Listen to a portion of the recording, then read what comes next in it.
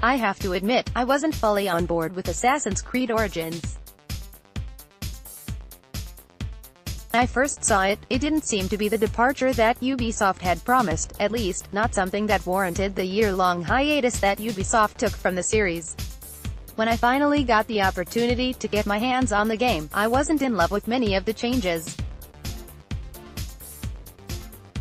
The new combat system was fine, but only fine.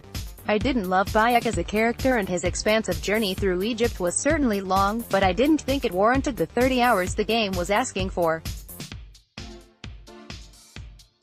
Suffice it to say, Origins just never wowed me. At no point did I think, oh yeah, I totally see how this is a significantly better game thanks to the hiatus. It was familiar in many ways and not different in others. Now, it feels like Origins was really laying the groundwork for Odyssey, a more significant departure for the series, not only in gameplay, but in the very fabric that makes up Assassin's Creed. I'd say that was expected.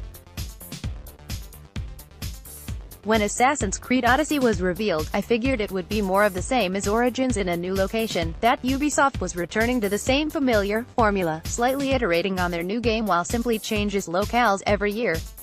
That isn't the case. Assassin's Creed Odyssey is a significantly different game from what I saw at E3 2018. Not just a bigger, but a more complex experience. When talking to the development team, they kept mentioning choice and how important that element is with Odyssey. I have to say, I'm impressed by how much choice affected the demo I got to experience. Some of the outcomes were ham-fisted, maybe a little too obvious, but there's a lot of subtle and creative elements of choice in Odyssey. If Origins started Assassin's Creed down the road of feeling like an RPG, Odyssey has taken it to the next level. At this point, it feels like Assassin's Creed Odyssey is almost a BioWare game, even more than the game BioWare is currently making. I love when I go hands-on with a Ubisoft game because they're pretty content to just let me roll through the world. And this is quite the world, not just in size, but in density.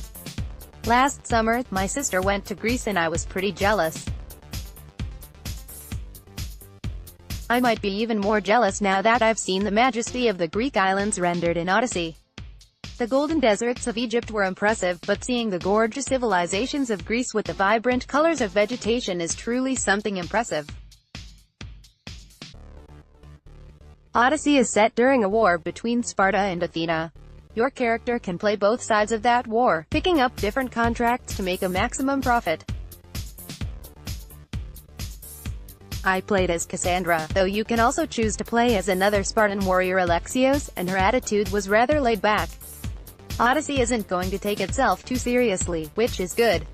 I've never been a fan of the Bayek, Altair, or Connor and their overly serious tones. I like my main characters plucky and carefree. The kind who play different sides of the war for fun. Upon arriving on this Greek island, I link up with a rebel group to fight against the Athenians. Cassandra isn't really in it for the rebellion, she's looking for revenge against the Athenian leader. As I roll with the rebels, I'm drawn into a battle on a nearby beach. In addition to the revamped combat from Origins, Odyssey introduces abilities. These abilities are used by holding the left bumper and pressing a face button. You can use these to rip shields away from enemies or knock them prone. There is also a revamped wanted level in Odyssey. It's a nice way to solve the issue of killing civilians, which I actually experienced firsthand. A wolf followed me into town and while I was swinging my sword a little too wildly, I accidentally killed a passerby. In previous games this would have desynced me, but in Odyssey, it just raised my wanted level. If the level gets too high, assassins will be sent by either faction to kill you. The BioWare comparison is carried over to the conversations and their animations. Unfortunately, everything is a little stilted, and while you don't quite get that fisheye look for NPCs, it does feel a little off. Characters have a tendency to look a little robotic when you're an engine, but the cutscenes look fantastic. Odyssey is a beautiful game. Perhaps the best news is that sailing makes a return to Assassin's Creed. Sailing around Greece with your crew is just as much fun as it was in Black Flag. I haven't seen any naval combat, but there are abilities to shoot javelins at enemies, so one has to imagine it will be there. With all the island hopping, the ships feel necessary, and welcomed. It's fun to climb aboard, and command your crew like you could in the Caribbean. I had a lot of fun going back and forth between the two islands I could explore, finding missions, talking with characters. To me, this is what's most important to an Assassin's Creed game. It's an X factor that makes it fun to simply exist in the world.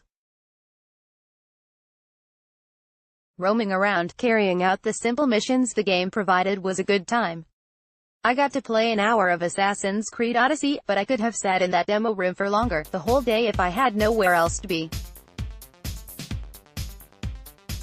If this is the new Assassin's Creed, sign me up. I haven't been this excited about the franchise in quite some time. Assassin's Creed Odyssey will be out on October 5th on PC, PlayStation 4, and Xbox One.